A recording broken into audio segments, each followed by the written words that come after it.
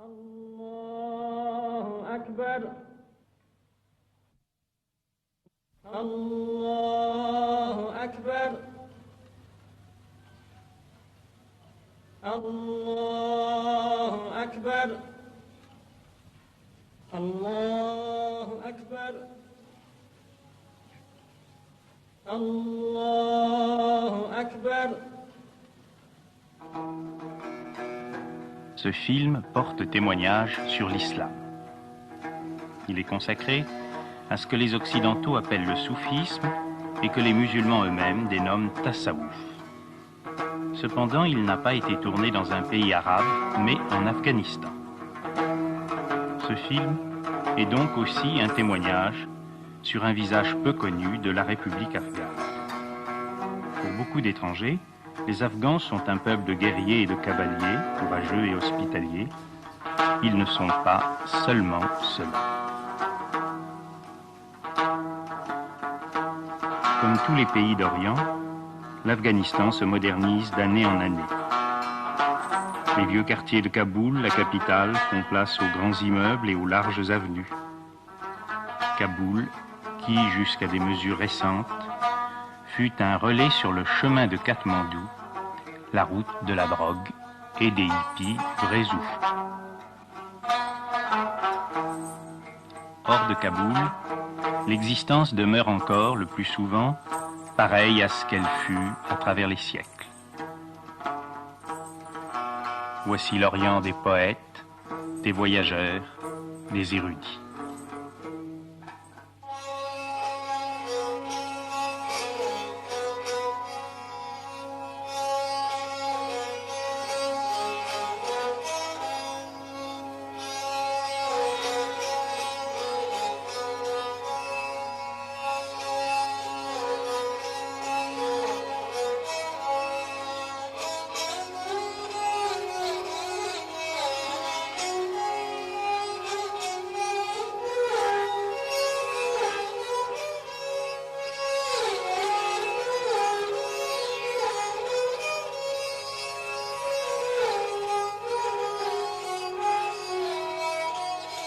La paix d'une vie plus simple fait redécouvrir aux voyageurs des trésors qu'il portait en lui-même, mais qu'il avait depuis longtemps oubliés.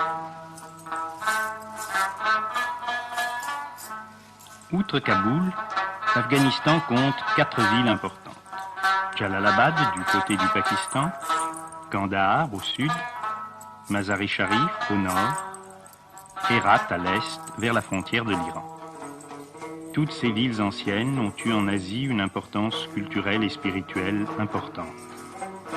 Car l'Afghanistan n'est pas uniquement une terre de violence et de courage, c'est aussi une terre de sagesse. Cette sagesse, cette spiritualité, Herat et sa mosquée célèbre, considérée comme la plus vaste d'Asie, nous en ouvrirons la première porte.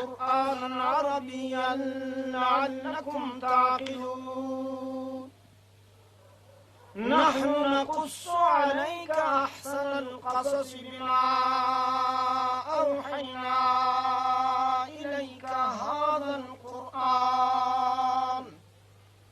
وإن كنت من قبله لمن الغافلين. Herat, ce n'est pas seulement la mosquée. C'est un enchevêtrement de rues et de ruelles et des milliers de demeures qui ne s'ouvrent pas toutes aux visiteurs et aux étrangers. Dans ces demeures bat le cœur secret de l'Afghanistan, le cœur de l'islam. L'islam sunnite, celui des pays arabes, et non chiite, celui de ce voisin célèbre, la Perse. À la terrasse d'une de ces demeures, 3 hommes boivent ensemble le chai et sabz, le thé vert, la boisson nationale des Afghans. Un musulman orthodoxe ne boit jamais de vin ou d'alcool, et hors des milieux évolués de la capitale, la plupart des Afghans sont demeurés des musulmans convaincus.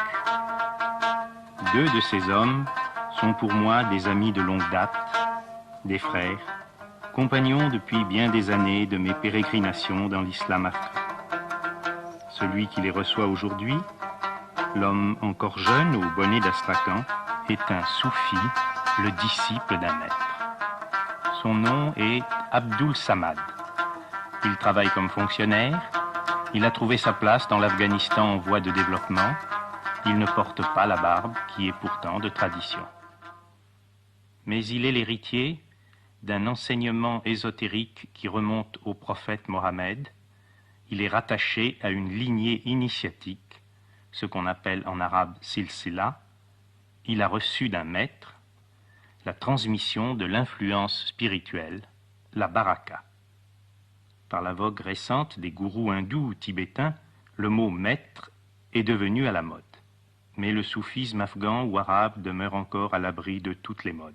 Et la relation sacrée du maître au disciple a gardé son exigence, sa simplicité, sa pureté et sa grandeur. Le maître enseigne à être, à mourir à ses limitations, une mort que les soufis dénomment fana, pour demeurer dans la conscience infinie, la glorieuse liberté appelée baka, la subsistance en Dieu. Des maîtres, des pirs, représentant différents ordres religieux ou tarikats, l'Afghanistan en compte plusieurs, aujourd'hui encore. Ils sont disséminés à travers tout le pays et résident souvent dans des villages presque inaccessibles. Seul, je crois, celui qui a longtemps souffert de ressentir sa condition humaine comme imparfaite, inachevée, et qui a un jour trouvé son guide sur le chemin de la transformation de l'être, sait à quelle profondeur s'enracinent l'amour et la gratitude du disciple. Non qu'un maître soit plus grand qu'un autre, même si son âge avancé lui vaut encore plus de vénération, car le mot persan pir, employé en Iran et en Afghanistan pour désigner les maîtres spirituels, signifie tout simplement vieux, âgé. Mais c'est mon maître, ou plutôt je suis son disciple. C'est lui qui a accepté la charge de me guider, moi, sur le chemin de la purification et de la libération intérieure. Ce sage, dont la conscience est déjà presque dépouillée de l'enveloppe physique, est centenaire. Il n'enseigne que par le silence, mais le silence d'un sage est plus riche que toutes les paroles. Autant que toutes les autres doctrines ésotériques, le soufisme, ou tasawwuf, donne à la filiation traditionnelle de maître à disciple une importance fondamentale. Les disciples, ou mourides, d'un même pir, se ressentent profondément comme des frères. Sentiment de fraternité qui, chez les soufis, s'étend à l'humanité entière, y compris les non-musulmans. J'en sais quelque chose. Quelques Européens ont approché ce maître du village d'Opian. Je ne pense pas qu'ils puissent oublier jamais l'amour que celui-ci leur a témoigné. D'autres sages donnent une extension populaire à leur message.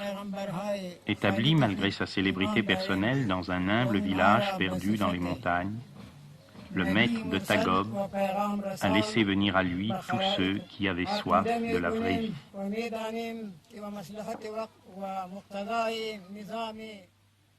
Aussi réputé soit-il, un maître soufi ne diffuse pas ses idées personnelles ou ses opinions subjectives. Il transmet des connaissances bien prouvées, confirmées de génération en génération. Comme le bouddhisme tantrique des Tibétains ou le véritable yoga hindou, le soufisme constitue une science extrêmement élaborée et complexe, avec son vocabulaire technique, comme celui de toutes les sciences. Les soufis, notamment, reconnaissent dans l'organisme des centres subtils, appelés latifa au singulier et lataïf au pluriel, qui sont les points d'appui d'une ascèse à la fois physique, émotionnelle, mentale et spirituelle. La connaissance ésotérique des lataïfs est donnée aux disciples en tête-à-tête, mais l'enseignement individuel n'est qu'un aspect du soufisme, l'autre visage étant l'ascèse en groupe, en chœur, en particulier la pratique collective du dhikr que les Afghans prononcent zikr à la façon persane.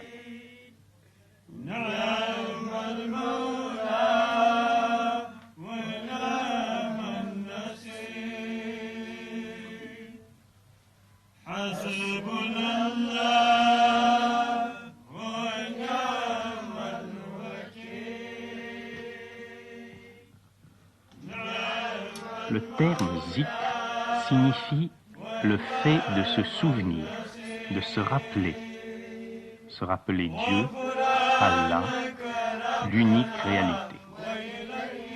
Tout l'islam tient en deux affirmations, La ilaha illallah et Mohammed Rasoul Allah. La seconde de ces affirmations signifie Mohammed est le prophète ou l'envoyé d'Allah. La première est traduite généralement en français « Il n'y a de divinité que Dieu ». Les soufis donnent à cette vérité son sens métaphysique, ésotérique. Tout est relatif, sauf l'absolu. Se souvenir d'Allah, c'est donc se souvenir de sa propre réalité fondamentale, affirmant la réalité de Dieu, déniant une réalité indépendante à tout ce qui n'est pas Dieu.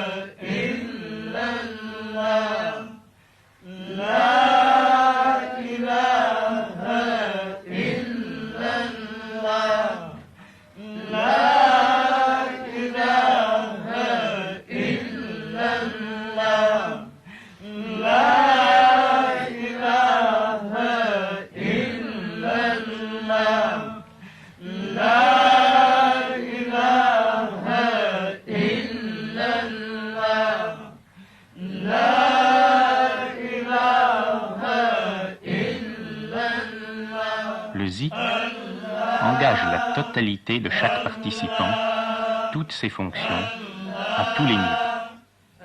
Le cœur, c'est-à-dire l'émotion ou le sentiment, n'est plus que ferveur et amour.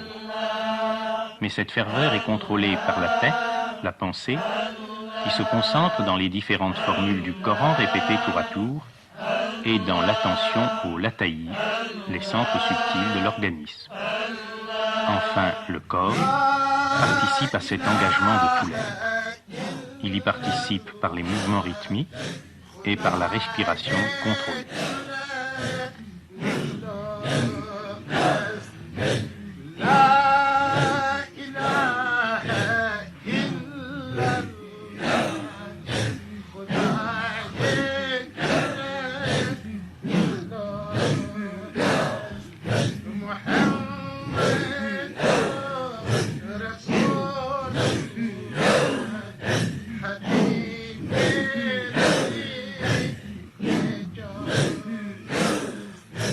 Celui qui tenterait de prendre part à un zikr sans en avoir maîtrisé les techniques serait épuisé ou suffoqué au bout de quelques minutes.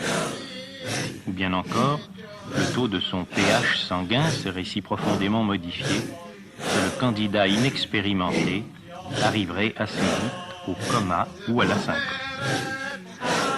J'ai assisté, depuis bien des années maintenant, à de très nombreux zikrs, tous duraient plusieurs heures, avec une alternance de rythme lent et de rythme rapide.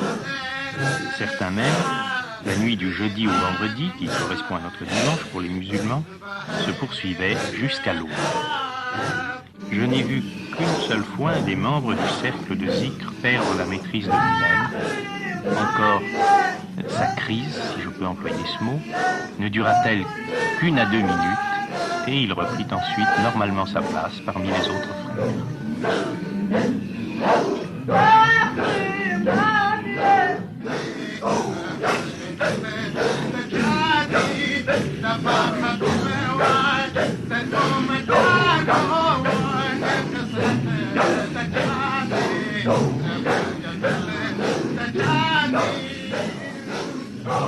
Que le zikr permette de s'exprimer à une énergie et à des forces venant des profondeurs de la conscience, cela est certain. Mais cette expression est canalisée par une technique complexe dont nous reparlerons dans la seconde partie de ce film. Elle est le fruit d'un long et rigoureux entraînement, d'une ascèse méthodique.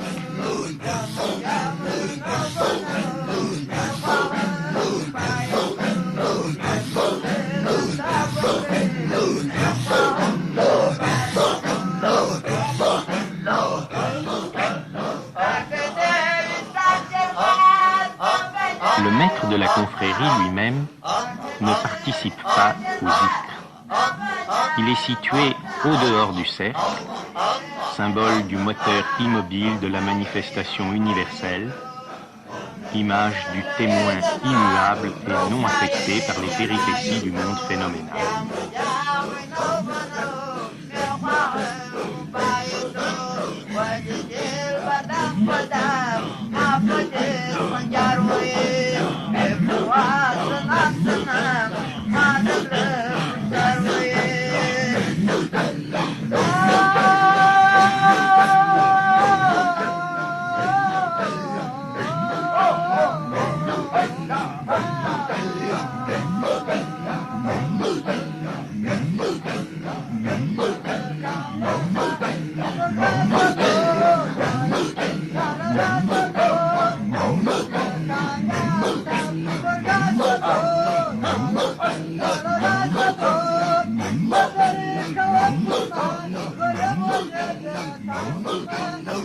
Fondé sur la connaissance et la maîtrise des énergies subtiles, le zikr est une science ésotérique. Mais l'ésotérisme de l'islam, la voie ou tariqa, s'enracine, pour la transcender, dans la pratique religieuse commune à tous les musulmans, la charia. Avant d'être un soufi, le soufi de Hérat, Abdul Samad, est d'abord un musulman. Un musulman qui observe la loi, le jeûne du ramadan, l'aumône, si possible le pèlerinage de Hajj, c'est-à-dire le pèlerinage à la Mecque, et les 5 prières quotidiennes, appelées namaz en persan.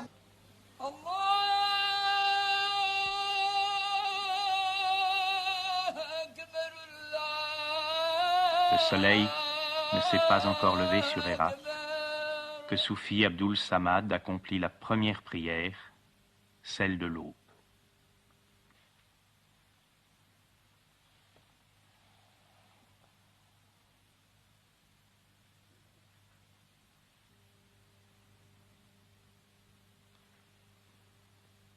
Les soufis sont les mystiques de l'islam, mais ce ne sont pas des moines. À la différence des autres religions, il n'y a pas de monastère dans l'islam. Le prophète Mohammed a réussi ce miracle d'instaurer pour 14 siècles une société qui est tout entière un vaste monastère, avec ses 5 prières quotidiennes, elles-mêmes précédées par les ablutions rituelles. Elles ponctuent la journée des musulmans, comme les offices de tierce, de sexte ou de nonne, jalonnent les heures du moine chrétien. Allahu Akbar, Dieu est grand.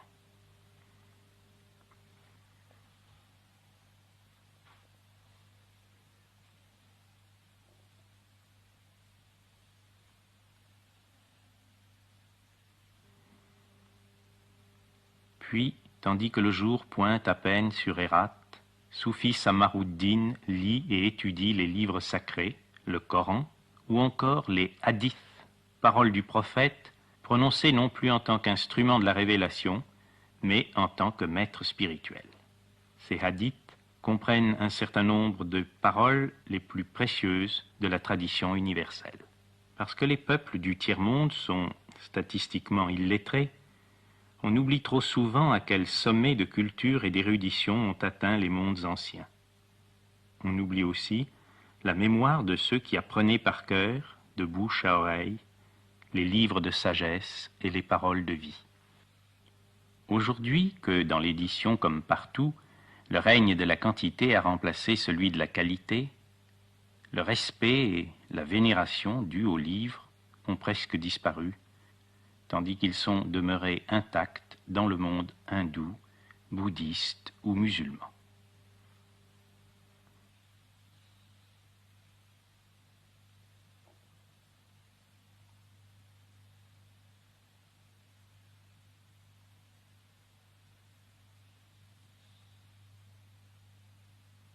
Aucune traduction française du Coran ne peut rendre la splendeur du texte arabe.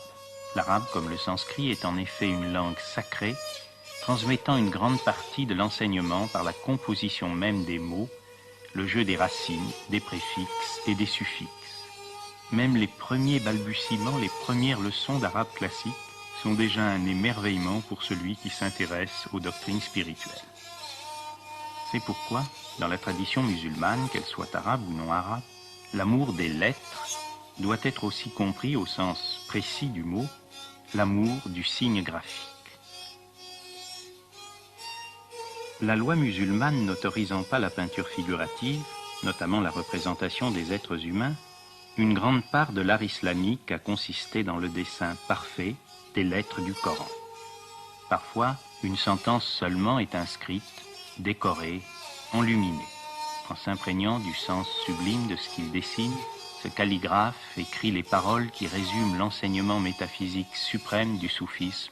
La mawjoud illallah, il n'est d'être que Dieu, c'est le non-dualisme, l'identité suprême. L'art des calligraphes, qu'il s'agisse des variantes de l'alphabet koufique, arabe, persan, décore les murs des mosquées et des madrassas, les universités religieuses. Des Corans innombrables depuis le VIe siècle ont été écrits à la main et précieusement conservés. Et il y a certainement dans le graphisme arabe une valeur universelle, puisque sa beauté picturale est sensible même à ceux qui ne parlent pas la langue.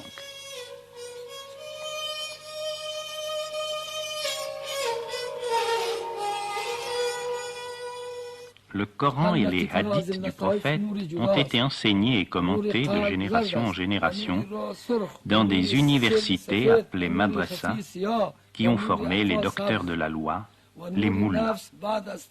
La loi, ou charia, a parfois été opposée à la voie ésotérique, la tariqa, comme on oppose la lettre à l'esprit. C'est vrai, certains soufis ont été condamnés par les moullas. Mais l'importance de ce conflit ne doit pas être exagérée et bien des professeurs de madrasa ont été aussi membres de confréries soufis. En Afghanistan comme ailleurs, les universités modernes remplacent peu à peu les madrasas. Mais plusieurs de celles-ci sont encore vivantes. On songe à la grande époque où, sans autre moyen de locomotion que le cheval ou le chameau, les étudiants n'hésitaient pas à voyager pendant des semaines et même des mois pour venir étudier auprès d'un maître dont, sans journaux, sans radio et sans télévision, la célébrité avait pourtant franchi les frontières, de Boukhara à Lahore, de Hérat à Konya, de Fès à Damas, du Caire à Nishapur. بما أوحينا إليك هذا القرآن وإن كنت من. Si Mohiddin ibn Arabi est le maître le plus vénéré du soufisme arabe, le soufisme des pays non arabes de la Turquie à l'Inde est dominé par le sage célèbre Jalal ud-Din Rumi, dont un spécialiste commente ici le Masnavi, un des textes les plus importants et les plus précieux de toute la sagesse humaine. Les soufis disent que le Masnavi est presque égal au Coran. J'oserais dire que ce texte admirable est presque égal aussi aux Upanishads, au Tao Te Ching ou à la Bible. Lorsqu'il a achevé sa lecture quotidienne des livres sacrés, Soufi Abdul Samad se rend à son bureau. J'ai demandé à Abdul Samad de témoigner à travers ce film pour l'islam et le tassaouf en Afghanistan, car il m'a paru peut-être le plus exemplaire de tous les soufis que j'ai connus depuis 15 ans. C'est en effet un homme inséré dans la vie nouvelle, moderne de l'Afghanistan, et qui demeure pourtant indéfectiblement fidèle à l'enseignement du prophète et à la tradition de sa confrérie. Lorsque retentit au loin l'appel du muezzin pour la seconde prière de la journée, Soufi Samad, sur le lieu de son travail, étend son tapis pour le namaz, comme vont le faire aussi dans leurs ateliers, leurs échoppes, leurs boutiques, des milliers d'autres citoyens de Hérat. il est recommandé de participer à la prière collective à la mosquée, mais lorsque les nécessités du travail l'interdisent, il est permis de prier seul. Allahu Akbar, Dieu est grand.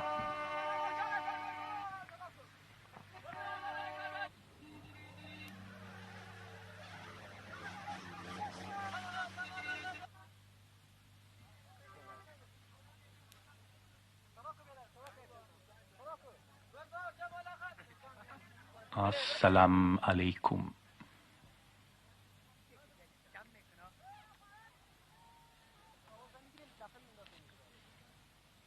Les disciples soufis ne sont pas des moines. Ils n'ont pas abandonné le monde. Ils vivent dans le monde sans être de ce monde. Ils sont généralement artisans, commerçants, boutiquiers. On les rencontre plus souvent dans les ruelles des bazars et les anciens quartiers que dans les bureaux modernes et les immeubles neufs, bien que, de tout temps, de hautes personnalités aient été aussi les humbles disciples d'un pire ou d'un cheikh. Parmi ces vendeurs, ces travailleurs manuels, à quoi reconnaît-on le soufi? Pas seulement au fait qu'il porte toujours la barbe et le turban. On reconnaît le soufi à sa conscience professionnelle, à son honnêteté scrupuleuse, à sa générosité, à sa ferveur dans les pratiques religieuses communes. On le reconnaît parfois aussi à la profondeur de son regard, à la lumière de son sourire. Que de fois, avec mon compagnon afghan, alors que de ruelle en ruelle, de boutique en boutique, nous recherchions un soufi dont nous ne savions même pas toujours le nom. Que de fois, simplement en croisant un regard, nous avons ensemble ressenti avec certitude, voici, c'est lui. L'œuvre des mains est si à l'honneur chez les soufis qu'outre ses fonctions administratives, Abdul Samad pratique aussi l'art du tapis. Il le pratique avec sa femme et ses enfants, car les soufis sont presque tous mariés et pères de famille. Parce qu'il est engagé non dans le chemin de l'avoir, mais dans celui de l'être. Le soufi ne ressent pas « j'ai une femme, j'ai des enfants », mais « je suis un époux, je suis un père », avec tout ce que cela exige de moi. Faute d'avoir été étudié avec compréhension, le statut de la femme musulmane a été sévèrement jugé par les Occidentaux. Je veux avant tout préciser que l'épouse musulmane peut avoir part, comme son mari, à la vie spirituelle et à l'enseignement des maîtres soufis. Pour filmer ces images, j'ai respecté le principe de l'islam selon lequel une femme ne laisse pas voir son visage aux étrangers. Il y a seulement quelques années, dans un milieu musulman orthodoxe, je n'aurais pu ni tourner ces plans, ni même rencontrer ces mères de famille. Mais le monde change, et il change très vite. Les sociétés traditionnelles se désintègrent partout sous nos yeux. J'ai donc pu, exceptionnellement, voir le visage de femmes afghanes vivant selon la loi ancienne. Ces visages exprimaient tous la joie, la paix intérieure et surtout la plénitude.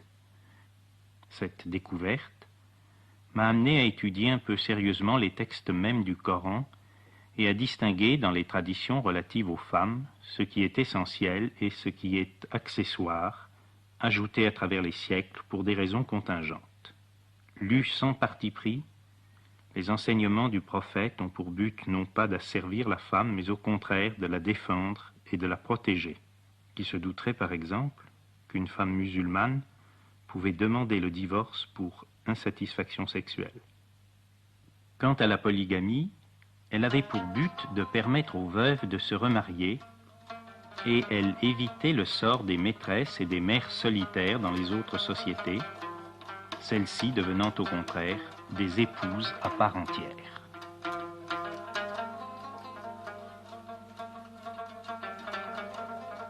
S'ils ont une femme et une vie sexuelle, les soufis, qu'ils soient maîtres ou disciples, sont également pères de famille.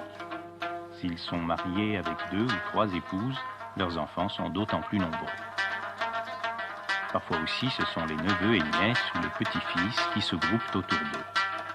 Les musulmans en général et les Afghans en particulier ont un immense amour pour les enfants. Il arrive souvent que le fils d'un pir, d'un maître, pas forcément le fils aîné, soit choisi comme son successeur par les disciples. La célèbre parole de Jésus, « Laissez venir à moi les petits-enfants », m'est souvent revenue en mémoire lorsque je séjournais près de maîtres soufis. Peu de fois, j'ai été témoin de la tendresse et de la sollicitude avec laquelle ces sages, si respectés par les adultes, enseignaient les enfants. C'est souvent dans les premières années de l'existence que se joue un destin, et c'est une bénédiction pour un petit d'avoir été éveillé par un maître et d'avoir grandi sous son influence. Beaucoup de ces petits garçons et petites filles d'Afghanistan font encore leurs études dans les écoles coraniques, où ils apprennent non seulement à lire et à écrire, mais à réciter par cœur les vérités de l'islam. Tandis qu'au soleil, la chaleur sèche est écrasante, il fait frais dans l'ombre du préau. Cette école est située à l'intérieur du mont Hanaka, nom donné à la demeure d'un maître soufi et où se réunissent ses disciples, la Hanaka du Cheikh Samaruddin, près de Mazar-i Sharif.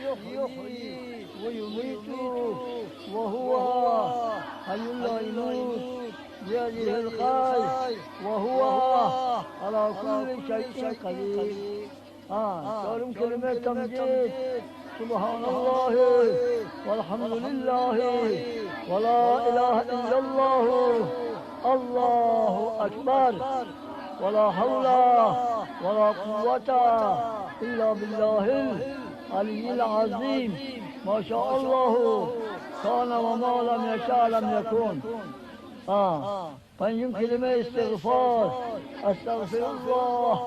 أستغفر الله تعالى من كل ذنب أذنبته عمدا أو خطأ سرا أو علانية. Les petites filles, autant que les garçons, apprennent dès l'enfance les attitudes de la prière ou namaz, cette prière que, du moins s'ils demeurent fidèles à la foi de l'islam, ils effectueront 5 fois par jour, tous les jours de leur vie. Chacune des prières quotidiennes comporte un certain nombre de séries d'attitudes successives, chaque série portant le nom de rekat. La participation du corps à la prière, gage de la vraie concentration, du vrai recueillement, est une donnée essentielle de toutes les disciplines spirituelles d'Orient. Les enfants sont naturellement dispersés et il n'est pas trop tôt pour leur enseigner à rentrer en eux-mêmes. Si son amour infini, sans limite, irradie sur tous les adultes qui l'approchent, le pir de Tagob est aussi une lumière pour les enfants.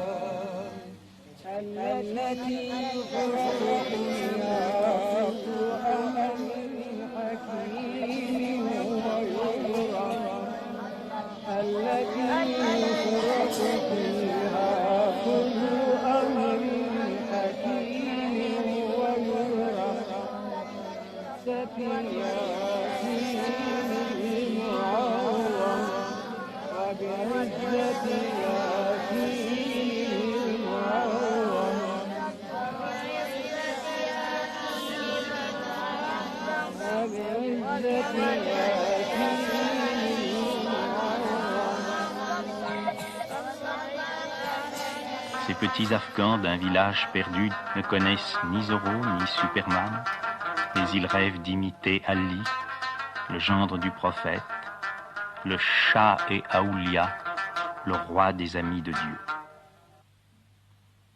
Au dernier rang, après la prière collective, les enfants font silence et restent immobiles avec les adultes.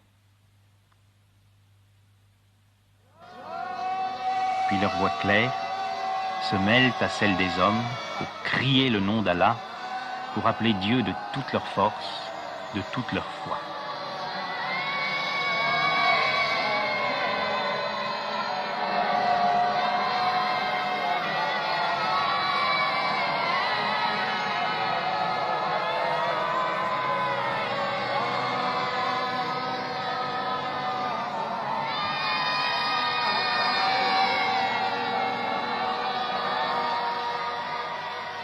J'ai même connu à Polykoumri un garçon de 12 ans qui avait demandé et obtenu de devenir disciple d'un maître de l'ordre des Naqshbandis.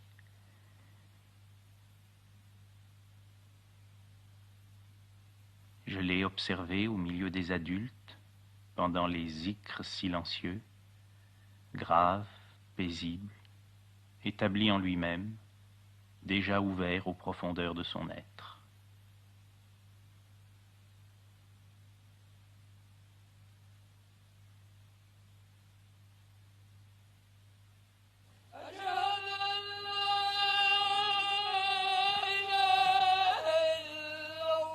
La troisième prière de la journée, c'est à la mosquée de Hérat, au milieu de ses frères dans l'islam, que, répondant à l'appel du muezzin, Soufi Abdul Samad va l'accomplir.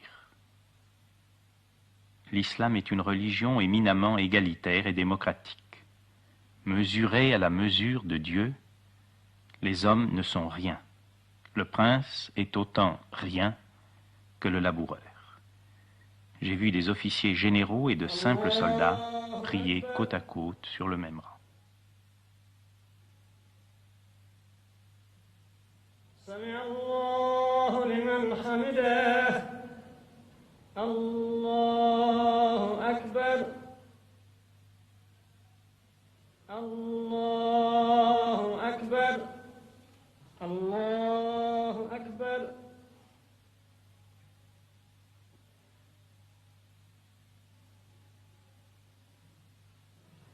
الله أكبر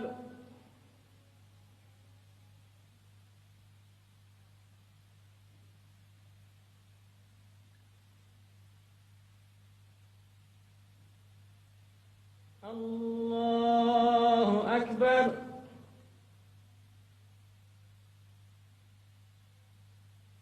سمع الله لمن حمده الله أكبر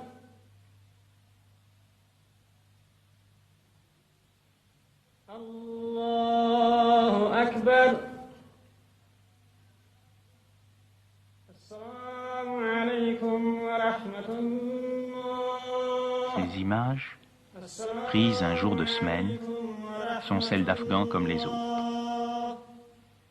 Mais dans certaines confréries de soufis, chez le pire de Tagog par exemple, le degré de purification des disciples, leur niveau d'être, est tel que la densité de la prière devient perceptible. La communion, l'unité des frères, l'effacement des revendications individuelles, fait du namaz un moment grandiose de perfection, un sublime témoignage sur le vrai visage de l'islam.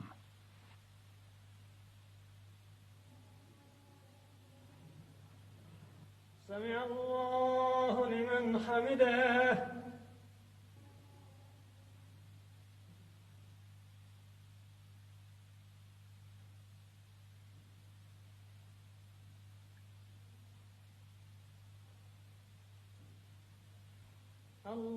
الله أكبر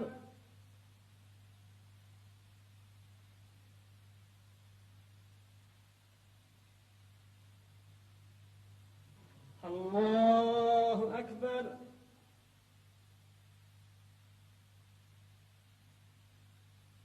الله أكبر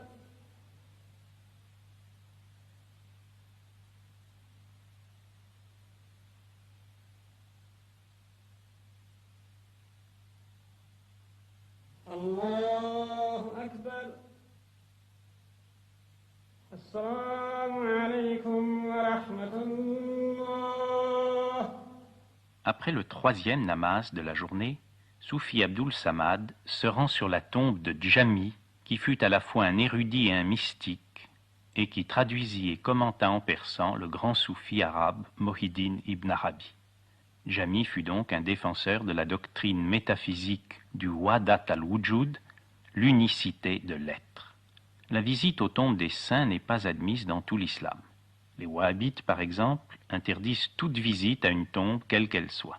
Mais tous les musulmans sont d'accord pour ne jamais se prosterner devant un tombeau. Quand un Afghan se rend dans un cimetière, c'est avec un sentiment profond de gratitude envers les musulmans d'autrefois. Ce respect pour le passé est difficilement compris par les Occidentaux, si férus de progrès et si tournés vers l'avenir. C'est peut-être ici un des points où la différence radicale entre la mentalité moderne, celle qui donne la primauté à l'avoir, et la conscience ancienne, celle qui reconnaît la supériorité de l'être, est clairement révélée. Pour un hindou, pour un bouddhiste, pour un musulman, et il faut avoir le courage de dire pour un vrai chrétien, la vérité essentielle a déjà été révélée, il n'y a pas à innover. Que ce soit il y a 1000 ans ou aujourd'hui, le sage hindou qui a atteint la libération, ou mukti, le sage bouddhiste qui a réalisé le nirvana, le sage soufi qui a accompli la mort à soi-même, ou fana, et la subsistance en Dieu, ou baka, est à jamais situé dans la plénitude de l'être. Cette perfection est hors du temps et ne nécessite aucun progrès. Le musulman, le disciple soufi en particulier, s'efforce de réaliser à son tour cette pleine stature de l'homme que tant de sages ont manifestée avant lui, de siècle en siècle, de génération en génération. Une autre tombe près de Hérat est plus célèbre encore que celle de Jami, le mausolée de Khwaja Abdullah Ansari. Ansari de Hérat, un des plus grands mystiques de tout l'islam, est à juste titre la fierté des Afghans. Le petit cimetière qui entoure le tombeau d'Ansari est demeuré un asile de calme. Il y règne une telle paix qu'on demeure là sans rien désirer d'autre que ce silence. Le peuple afghan, qu'on a parfois qualifié de brutal parce qu'il fut héroïque dans les combats, est en vérité un peuple d'une infinie délicatesse.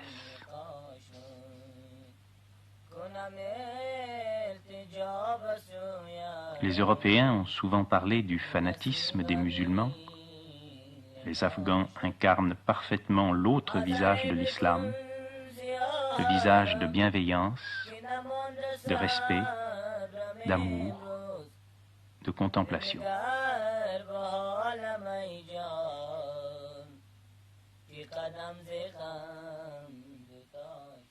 En vérité, on ne saurait dans l'islam parler de pèlerinage aux tombes. Le terme de pèlerinage est strictement réservé à celui de la Mecque. Seul le mot « visite » convient pour un tombeau aussi vénéré soit le saint qui y repose. Les fidèles baisent un exemplaire du Coran avant de s'incliner pour passer, baisser, sous le livre sacré. Le mot islam lui-même ne signifie-t-il pas en arabe soumission? Se soumettre, c'est se mettre sous. Un exercice ascétique particulier, accompli dans le silence et l'immobilité, permet aux soufis de se situer à la même longueur d'onde, au même niveau de vibration où vécut et mourut le saint dont les restes sont ensevelis ici. Auprès du tombeau d'un sage, chacun reçoit selon son degré de compréhension. Ceux qui ne peuvent dépasser le plan des désirs et des craintes demandent force, consolation, espérance. Ceux qui transcendent leur monde personnel égocentrique communient dans l'essence divine.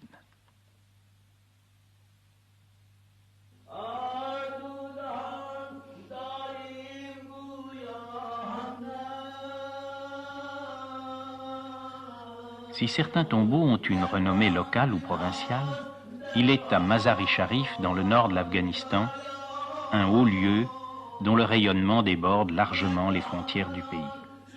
Il attire un flot incessant de fidèles, les femmes autant que les hommes, dont la conviction et l'amour ont parfois soutenu les pas pendant des centaines de kilomètres.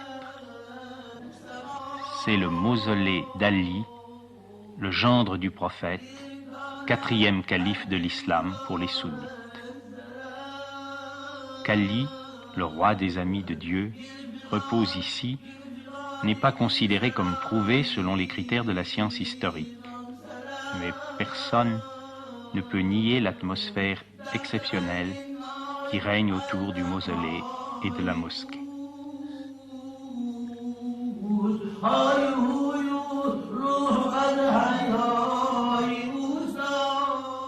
Trop de temples, d'églises, de mosquées même, à la surface de la planète, sont des lieux morts pour la foi, qu'on regarde et photographie comme on visite un musée. Le mausolée d'Ali, à Mazar, est un tombeau, mais ce haut lieu demeure vivant, intensément vivant, témoin aujourd'hui encore de la ferveur des temps anciens.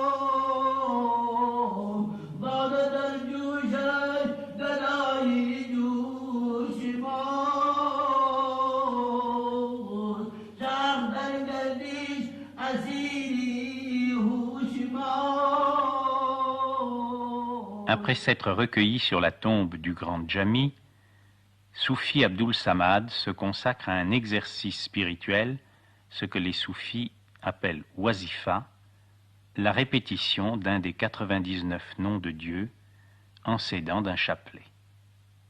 Un maître soufi m'a dit « Les différents noms ou attributs de Dieu sont comme autant de médicaments différents pour guérir les différentes maladies de l'âme. »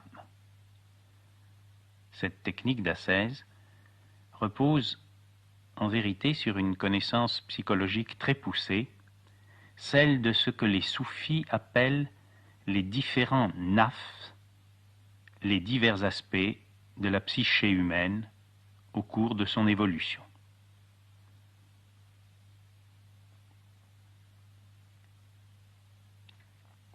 Forme individuelle et silencieuse et immobile du zikr, la répétition du nom est une pratique essentielle du tasawwuf. À certains égards, on peut la rapprocher de la prière perpétuelle ou prière du cœur de l'hésychasme dans le christianisme orthodoxe, ou du japa hindou, ou encore de la répétition des mantras dans le bouddhisme tantrique.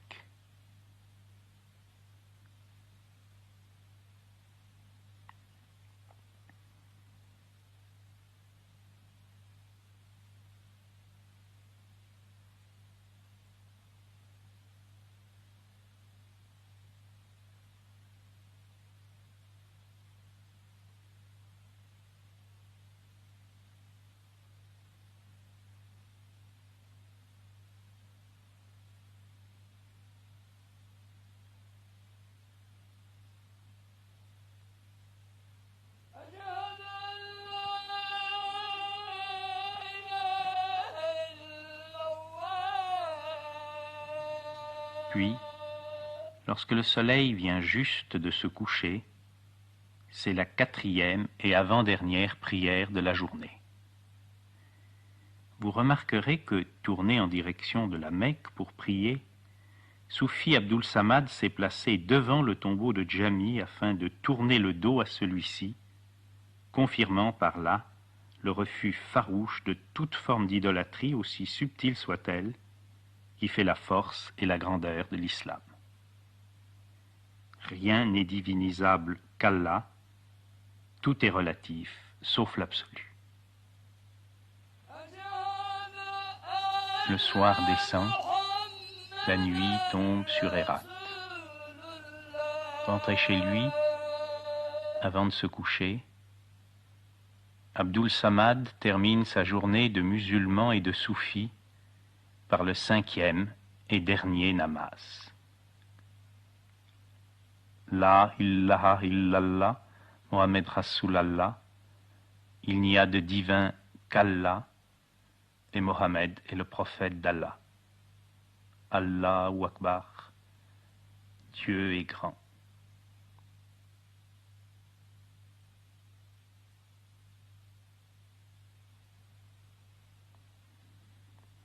Au moment où se termine la première partie de ce témoignage sur les soufis d'Afghanistan, je veux exprimer un sentiment de gratitude personnelle pour tous les amis afghans qui depuis 15 ans m'ont appris à aimer leur pays, m'ont fait découvrir la grandeur de l'islam et du tassaouf, et surtout m'ont permis de tourner pour vous ce film.